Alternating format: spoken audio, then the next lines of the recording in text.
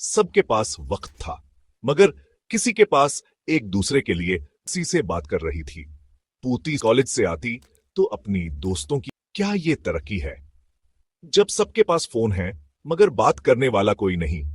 क्या Assalamu alaikum everyone. This is Nadeem Ahmed and welcome to Mr. Nadeem React.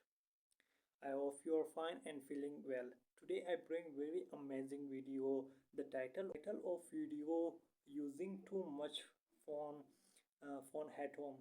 Using too much phone at home. It reduce family time and health problem as well. So my small advice for you people, that's please use mobile phone wisely. And let's start our video. शाम का वक्त था। सूरज की नारंगी रोशनी गांव के किनारे पर मौजूद पुरानी हवेली की दीवारों से टकराकर एक अजीब सी रौनक बिखेर रही थी। ये वही हवेली थी जिसे गांव वाले आज भी खान हवेली के नाम से जानते थे। बाहर सहन में एक पर अनानीमी कादर खता था, जिसके नीचे रखी चार पाई पर दादाजान बैठे थे। सफेद कपड़ों में मलबूस, हाथ में तस्बीहा और आंखों में भौचमक जो सिर्फा उन लोगों में नजर आती है जिन्होंने जमाने के इतार चढ़ाव को करीब से देखा हो।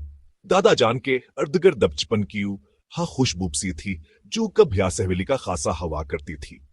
वह खुशबू जो रिश्तों की हंसी, बच्चों के शुरा और मोहब्बत भरे कहकों से बनती है। मगर आज कुछ बदल गया था। वही सहना था, वही हवेली थी, मगर वो शूर नहीं था, वो हनसीने थी। दादाजान की नजरें बार बार उनकर सियों के तरफ जाते जो कभी शाम ढले भर जाया करती थी। वह पर अनालकड़ी का दायरा जिसमें 5 करसियां रखे थे, दादाजी के लिए महज फर्नीचर नहीं बल्कि यादों का एक जहां था। उन्हें याद था जब उनका बेटा अबाजी शाम को दफ्तर से वापस आते तो वहीं पर बैठकर पूरे दिन के वाकयात सुनाते। जब बेटी जीनत कॉलेज से आती तो अपनी दोस्तों की बातें हंसते हंसते सबको सुनाती। जब निन्हे पूते अहमद और आयशा खेल कूद के कसे लेकर आते और दादा जान को घेर लेते। ये कमरा, ये सहन, ये करसियां, सब कभी कहानियां सुनाती थी। दादा जान ने तस्बीह का दाना पलटा और एक गहरी सांस ली। काश वो दिन वापस आ जाएं, उन्होंने दिल में कहा। उन्हें याद आया जब वो अपने वालिद के साथ बैठा करते थे। तब कहानियां सुनाने का एक रिवाज था। रात को लालटीन की रोशनी में सब एक जगह बैठ जाते। दादाजी के वालिद पुराने वक्तों के आदमी कसे सुनाते, कभी बहादुरी के, कभी कुर्बानी के, कभी मोहब्बत और वफादारी के। और बच्चे हैरान आंखों के साथ उनके हर लफ्ज को अपने दिल में बैठा लेते। वो महफलें तालीमी भी थीं और जज्बाती भी। वहीं बच्चों ने दुनिया के असूल सीखे, बड़ों ने अपने दुख हल्के किए और बूढ़ों ने जिंदगी की तलखियां आसान बनाए। मगर अब दादाजान ने गर्दन माकर देखा। बेटा मोबाइल में मसरूफ था। बहुचन में फोन कान से लगाए किसी से बात कर रही थी। पूती सोफे पर बैठियां इंस्टाग्राम पर वीडियोस देख रही थी और पूता गेम खेल रहा था।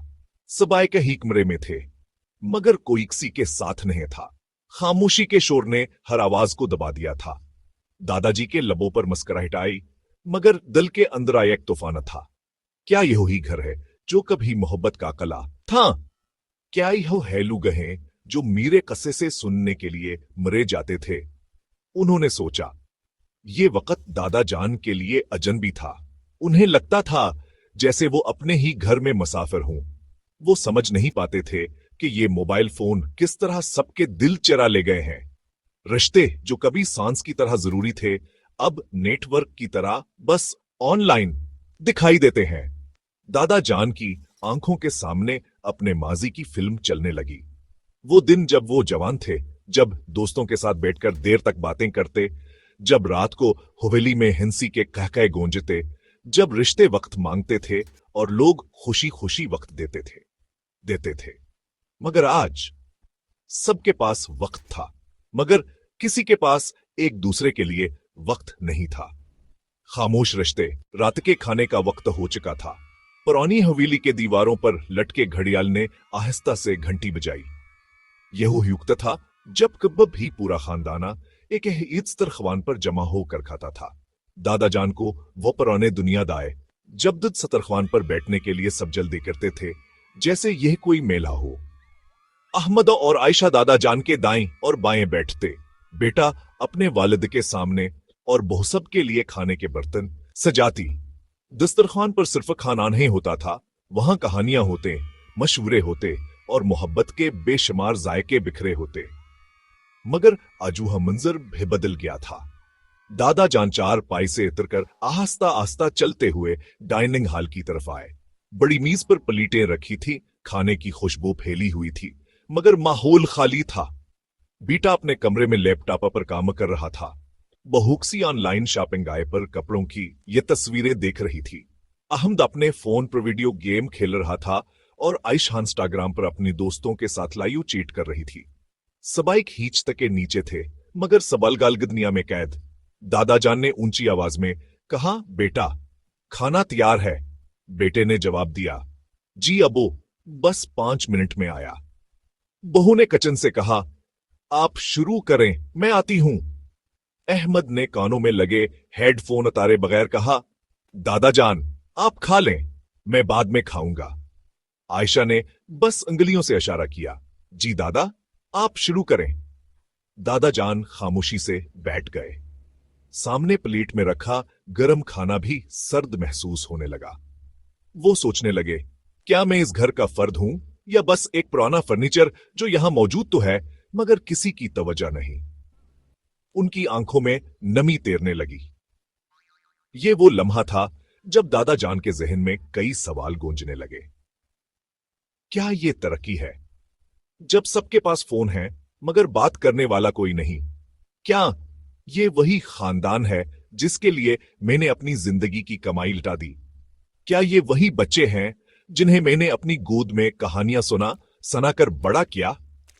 दादा जान ने एक लम्हे को चाहा कहो हजूर से चीखकर सबको बैठा लें, मगर वह जानते थे कहान के लफ्जा बिक्सी के लिए अहम नहीं रहे। वो आज के जमाने के लोगों के सामने पुराने वक्तों के इंसान लगते थे।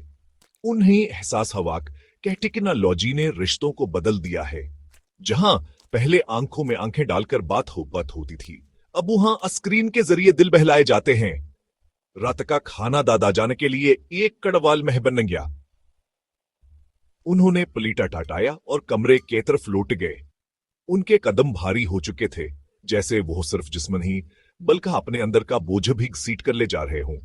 उन्होंने कमरे की लाइट बंद की, तस्बीह हाथ में पकड़ी और अपने आप से कहा, या अल्लाह, ये कैसा जमाना है जहां सब करीब हैं मगर कोई साथ नहीं। कमरे में अंधेरा छा गया, मगर दादा जान के दिल में एक और अंधेरा पैदा हो चुका था।